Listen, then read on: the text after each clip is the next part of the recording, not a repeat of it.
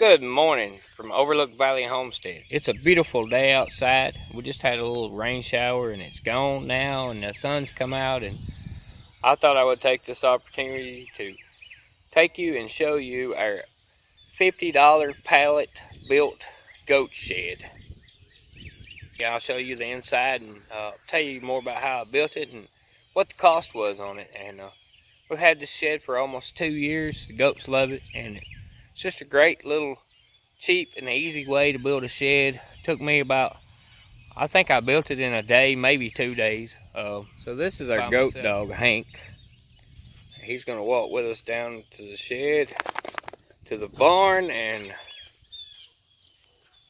we'll show you how it's made. So I didn't have anywhere for our goats out here in this pasture, and I built some smaller sheds. I ended up building this one. Here's one of the smaller little sheds that we built for our goats. It's actually just made out of some old tin and 3 old pallets, and you know, it isn't much to it, but it actually made a good shelter for our goats until we got the bigger one. So the barn is built out of some old tin that we ended up taking off of we actually live in a mobile home, and we took the tin off the outside and put the OSB board and house wrap up and put vinyl siding on it. So I had all the old tin left, and I kept it because I knew it'd come in handy for some kind of project. So anyways, I'll just take you in and show you around.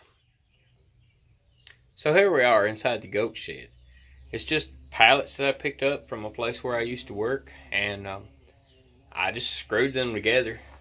If you take a look, you can see they're just pallets on top of one another. Down at the bottom down here, if you can see that, is a row of concrete blocks, just some old blocks I had around that I put down towards the bottom just to set the pallets on to keep them off the ground and kind of help level up the building a little bit. So what the money, I guess, that I have inside this building, is in these truss. These are just some old house trailer truss, and I actually bought these at a yard sale. I think I bought 30 of them for $1 a piece. So there's $30, which I actually only used about 12 in this barn. And then I had the tin that's on top. It's just some old tin. It's got holes all in it, but it does a good job keeping the goats dry. This is where we put their hay, and as you see, that's just an old porch rail that I have made into like a hay manger. And it works out pretty good. It's a lot better when there's hay in it. I'm sure the goats like it more. Here we've just took an old tube of tin and a couple of old milk crates and just made a little place where the goats can get up off the ground if they want to. I left the tops open so that there would be ventilation. And there's you a better shot of where we put their hay. And just a door. So one of the things that I was going to tell you about that I did in here is I actually stacked 2 pallets on top of each other. And then I took some 1x4s and used for bracing from top to bottom, and I did that on 3 sides. I didn't do it on that side that has the door in it, and this helped to stabilize the building. We've had this building here for probably almost 2 years, and it's withstood a whole lot of wind and rain and a lot of bad weather, so I feel like it's built pretty good. So I think the goats are happy to have it, and even old Hank, our dog, he He really likes to be in here himself.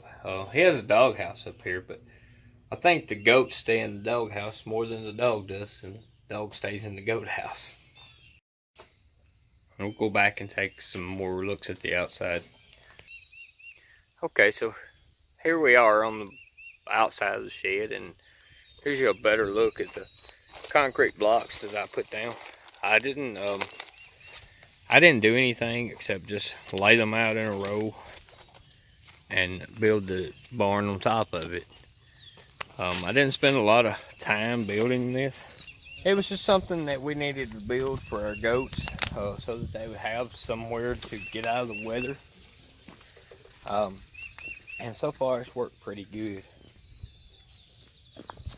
I hope that I've inspired you to be able to build a small shed for your goats or animals or whatever you need, with just a few old pallets and some old tin, and you could actually build the truss yourself, and maybe save some money.